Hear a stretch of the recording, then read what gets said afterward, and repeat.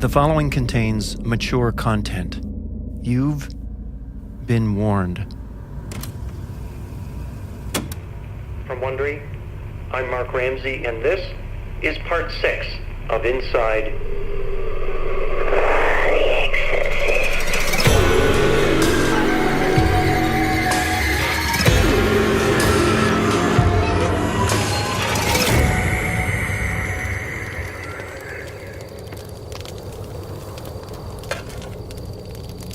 (1907), Somerset, England. A man by the fire, finishing a meal in the dark.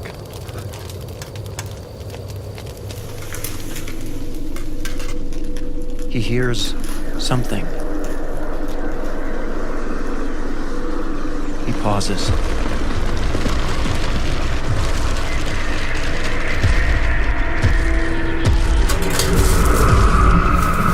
He began to run. What did he see? "'Twas awful," he said. "It had 4 legs, and it was black, and it had great fiery eyes as big as saucers. A stream of spurious vapor issued from its throat. The ground was scorched around it and smelled strongly of brimstone."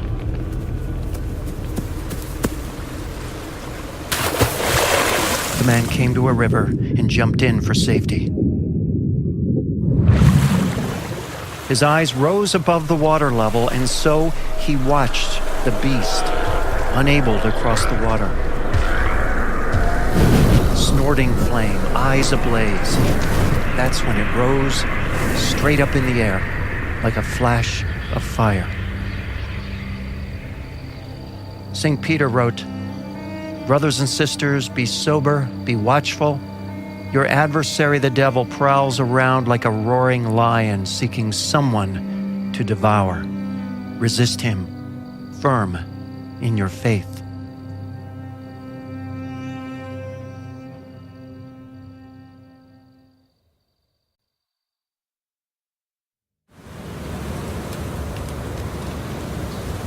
For years, the house in Maryland, where the haunted boy lived, stood empty. Everyone in the neighborhood knew what had happened there. Once in a while, kids would break in on a dare. They called it the Devil's House. The house, a blight on the neighborhood, was later used in a controlled fire. Neighbors gathered to watch it burn to the ground. The lot was covered, its history buried. Today, that lot, the spot where demons gathered, where the walls scratched and pounded, where furniture moved and objects took flight, that lot still exists. Today, the site is beside a school. The Devil's House is now the Devil's Playground. Would the church ever talk about what happened in that house? This was something Fathers Halloran and Bodern once discussed. Father Bodern, why doesn't the church make an official statement about this case of possession? Critics believe it was nothing more than an exotic case of mental illness. It would make such a difference if the church was on record that it was true. Really, Father Halloran, it doesn't matter. If they said it was true, they'd be mocked. And if they said it wasn't true, they'd be accused of a cover-up. Regardless of their official position, it will forever remain a mystery. But you and I know the truth. We saw it with our own eyes. We were there.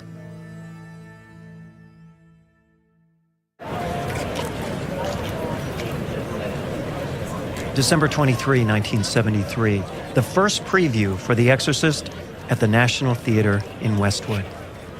The lines wrapped around the block and around again. Inside, the theater was full, and the audience was deathly still, not a peep. When it was over, the audience sat silently, without moving. And then they filed out. Billy, Bill Blatty, and cast members walked to the parking lot, not sure how to process the audience response. And that's when it happened. "Billy, you screwed me! How could you do that? Why the hell did you do that to me?" It was Mercedes McCambridge, the voice of the demon, and she was possessed by fury. "How dare you! You promised me a credit. Where's my screen credit? You are a liar." "Mercedes, you told me you didn't want a screen credit. You begged me not to give you a screen credit. You said you'd refuse it if I forced it on you." "Why would I say that? I'm an actor, not a movie star. Credit's all I have." You know what makes a great performer, Billy? You know what? It's the ability to hurt over a long period of time. And all this performer seeks in exchange for that lifetime of hurt are just two little words up on that big screen for a fraction of a second. Two little words. Mercedes McCambridge, you denied me that. How dare you? You'll be sorry, Bill Friedkin. And sorry, he was. The next week, it was all the buzz. It was on the front page of every Hollywood trade. Friedkin denies screen credit to Mercedes McCambridge to protect Linda Blair's performance. Her lawyer was threatening to sue. Warner's came to the rescue, redoing the final reel and inserting one new name in the credits: Mercedes McCambridge.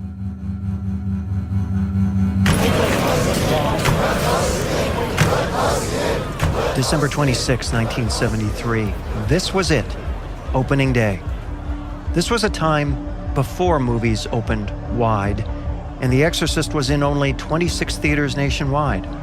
The crowds were massive, and they were not patient.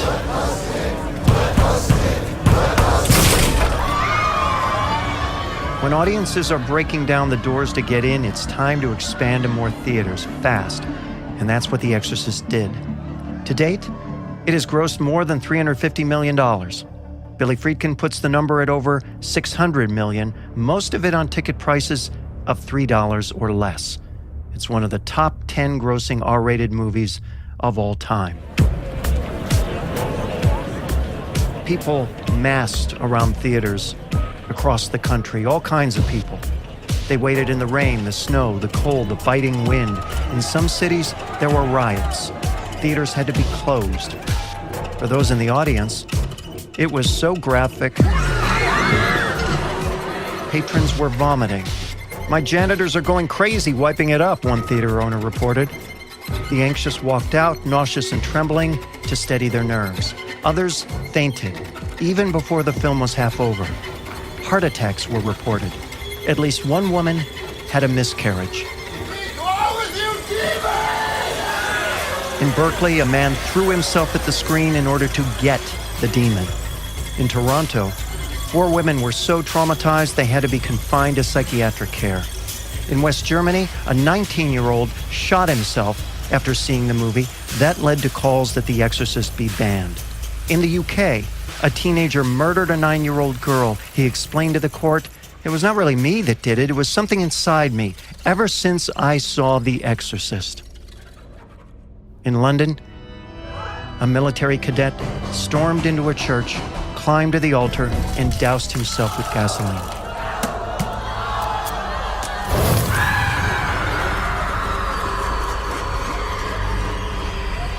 He burned himself to death. Despite it all, maybe because of it all, audiences loved The Exorcist. As for the critics, well, some of the reviews from many of America's most prominent critics were withering. The Exorcist is a chunk of elegant occultist claptrap. The devil, it seems, for all his supposed powers, can't break and enter without sounding like Laurel and Hardy trying to move a piano. Friedkin pushes The Exorcist past the point of shallowness into an area of narcissistic arrogance. The rhythm of the narrative achieves a certain momentum through a lot of fancy, splintery cross-cutting. It's obviously intended to persuade us to suspend disbelief, but to what end? To marvel at the extent to which audiences will go to escape boredom by shock and insult? The money it cost to make The Exorcist would have been better spent on subsidizing a couple of beds at your local psychiatric clinic. The Exorcist makes no sense. The interminable Iraq sequence serves no useful purpose. Perhaps it's just as well that the peripheral characters are vacuous and indistinct. Once the central conflict is set up between Christian faith and satanic subterfuge, humanity becomes a hostage to horror. Perhaps it's really exercising that the film demands rather than reviewing. The Exorcist succeeds on one level as an effectively excruciating entertainment, but on another deeper level, it is a thoroughly evil film. The Exorcist is nothing more than a religious porn film, a gaudy piece of big-budget schlock. Mr. Friedkin, how do you respond to the very negative critical reviews for The Exorcist? Some critics really hate the picture. Well, I have a theory of critics. If both critics and audiences like it, it's a great film. If audiences like it but critics don't, it's a great film. But if only critics like it, it's a piece of shit.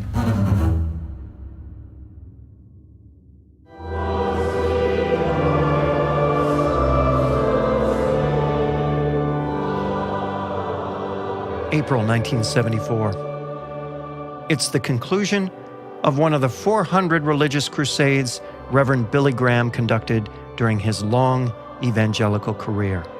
This one was different. He had preached about The Exorcist. Graham had just excoriated the movie. It stank of evil, he said. The devil is in every frame of that film, he warned. You will be tainted even by being in its presence. Abhor it, shun it. But not every religious leader agreed. In the Catholic News, a priest wrote this: "It is a deeply spiritual film.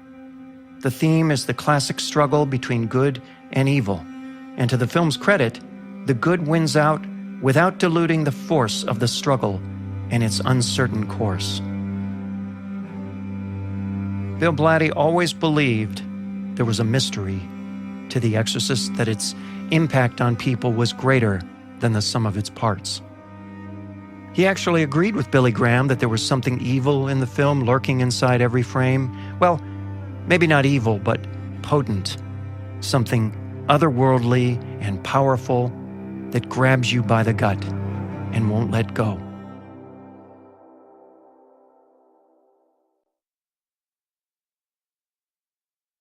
Miss Blair, what do you say to those parents who say Linda Blair must be permanently psychologically damaged by playing the demon-haunted child in The Exorcist?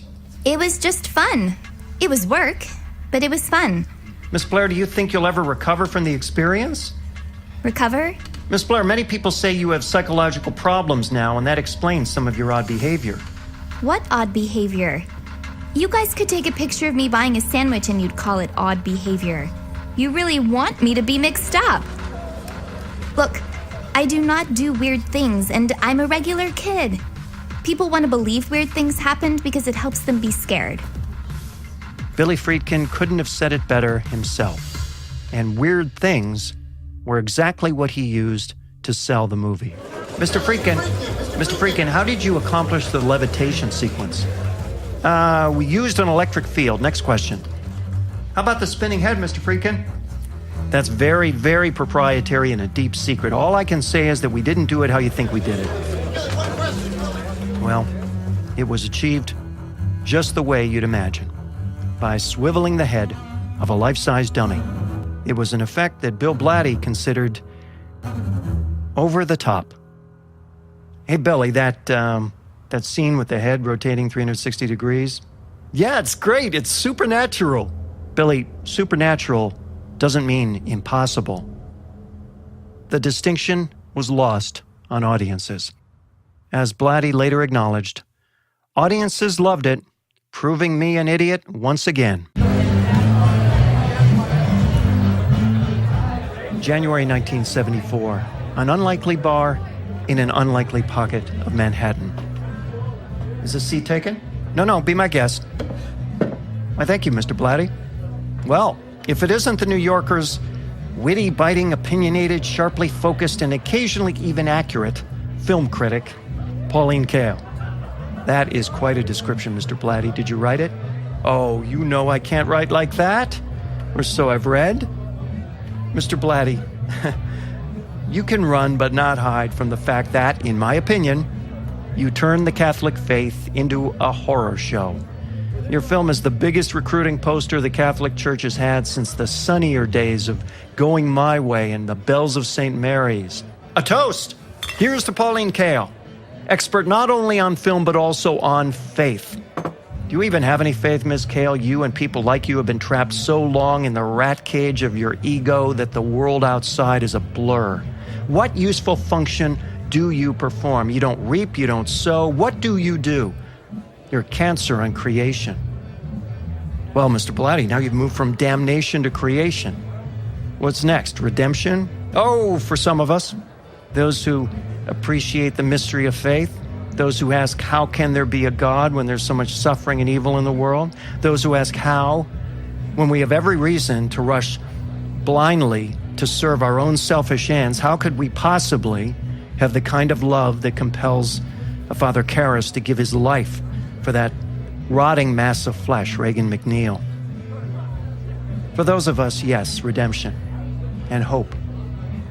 The devil wants to make us despair, Ms. Kael, to see ourselves as animal and ugly, to reject the possibility that God could ever love us.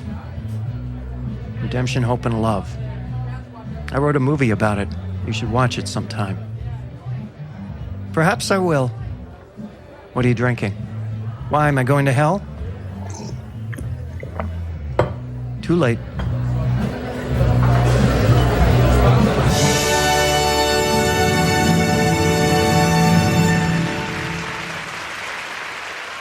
April 2nd, 1974, the Dorothy Chandler Pavilion. It was the 46th annual Academy Awards. The Exorcist was nominated for 10 Oscars. So far, it had won the prize for sound and for Bill Blatty's adapted screenplay. But this was the category everyone was waiting for: Best Supporting Actress. The buzz for Linda Blair's performance had been deafening. She was the odds-on favorite. Charles Bronson held the envelope. And the winner is Tatum O'Neal for Paper Moon.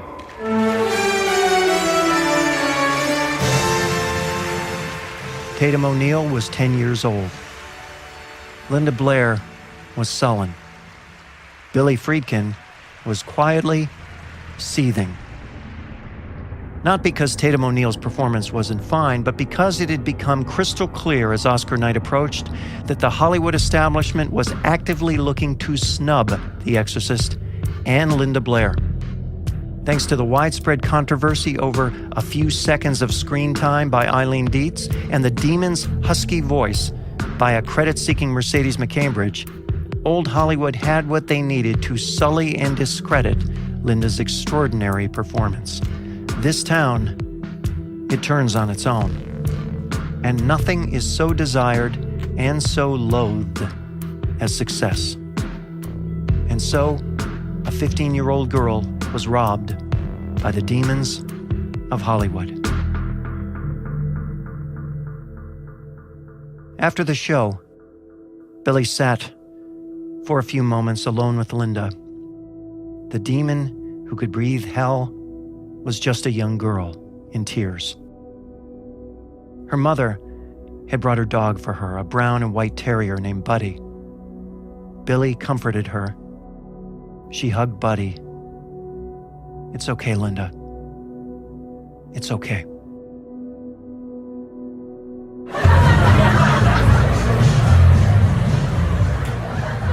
Billy Friedkin was suffering his own disappointment. The 2 awards that The Exorcist won would be its only wins that night. Billy was not Best Director anymore, and The Exorcist would not be Best Picture. Mercedes McCambridge was unrepentant. "There's a marvelous old saying in the South," she said. "What goes around comes around." Billy Friedkin expected more. He expected better. He expected honors and acclaim. He deserved it, didn't he? ego, arrogance had overtaken him. Here he was, at the end of the beginning, and it was really the beginning of the end. December 16, 1987, Little Rock, Arkansas. John Lawrence Markle, the grown son of Mercedes McCambridge, sits on his knees in his living room. He removes a Halloween mask and begins to write a note, a suicide note. The mask was splattered with blood. He wiped his hands on his sticky, crimson-soaked shirt. A Nightmare on Elm Street was playing on the VCR. Nearby, the bodies of his wife and 2 daughters, aged 13 and 9. He had shot them at point-blank range multiple times. Their blood surrounded him. It was a stormy night. The neighbors heard nothing. There, the note is done. He examined the damage he had made, the shambles of his life, the unforgivable sins he had just committed, the empty vessels that were once his happy family bleeding out. At his side were 2 pistols.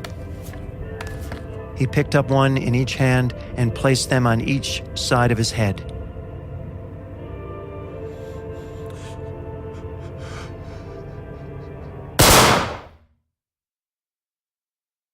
Also discovered nearby, a long letter to his mother, Mercedes McCambridge, the voice of the Exorcist demon. It was filled with grievances against her. She had been absent, inattentive, uncaring. Right or wrong, he blamed her for giving voice to his demons too. For the rest of her life, Mercedes McCambridge would not speak of this to anyone. She outlived her son, his wife, and her grandchildren by 17 years.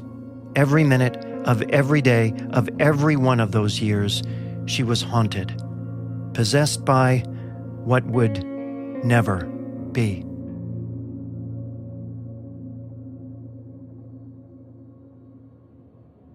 Oscar or no Oscar, Billy Friedkin and every member of his cast was famous beyond their wildest dreams. The best was yet to come. Or was it? And what about the haunted boy, Robbie? Whatever happened to him? Next time, on the final chapter of Inside the Exorcist. Do you know why we're here? It's an excellent day for an exorcism. From Wondery, this is a 7-part deep dive inspired by the story behind an unforgettable classic movie. This is Inside the Exorcist. Written and narrated by Mark Ramsey, featuring Stephanie Drake as Linda Blair. Sound design and editing by Jeff Schmidt. Produced by Mark Ramsey Media. Consulting producer Jeffrey Glazer. Executive producer Hernan Lopez for Wondery. We'd like to learn more about you. Please complete a short survey at wondery.com/survey and subscribe to this show on Apple Podcasts, Stitcher, Spotify, or wherever you listen. It's free. For more information or to comment on this show, visit our website, wondery.com/InsideExorcist or facebook.com/InsideExorcist. If you like the show, we'd love you to give us a 5-star rating and a review. It helps others discover us. Tweet us at Inside Exorcist. Please thank us by rewarding our sponsors with your support. And please, support Linda Blair's Animal Rescue Foundation at lindablairworldheart.org.